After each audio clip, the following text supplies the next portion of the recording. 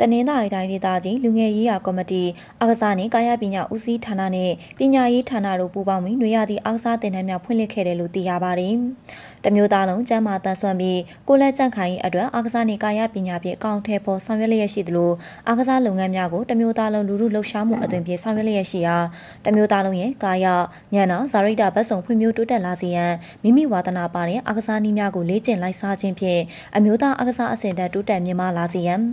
နွေရာသီတင်တန်းများမှတဆင့်မျိုးဆက်သစ်အားကစားသမားများပေါ်ထွက်လာစေရန်လူငယ်လူရွယ်များအချင်းချင်းချစ်ကြည်ရင်းနှီးမှုနဲ့စီးလုံးညီညွတ်မှုပုံမှုခိုင်မြဲလာစေရန်စီကံကောင်းမှုပြီးအချင်းချင်းပူးပေါင်းဆောင်ရွက်တတ်မှုအနစ်နာခံတတ်မှုရိုင်းမေးကူညီတတ်မှုစတဲ့အမှုချင်းကောင်းများဖြစ်ထွန်းလာစေရန်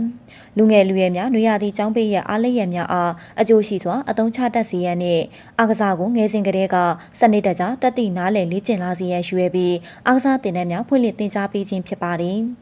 အဆိုပါနွေရာသီအားကစားတင်တန်းများမှာဘောလုံးဗော်လီဘောကြက်တောင်ကရာတေဂျူဒိုဘတ်စကတ်ဘောမြန်မာတိုင်းစပွဲတင်တင်းနစ်လက်ဝှေ့တင်းနစ်ပိုက်ကျော်ချင်းတိုင်ကွန်ဒိုအေရိုဘီခရစ်ကတ်ကောက်သီးစတဲ့တင်တန်းများကိုမတ်လ9ရက်နေ့အထိဖွင့်လှစ်မှာဖြစ်ပြီးတင်တန်းသား950တက်ရောက်ခဲ့တယ်လို့သိရှိရပါတယ်ရှင်။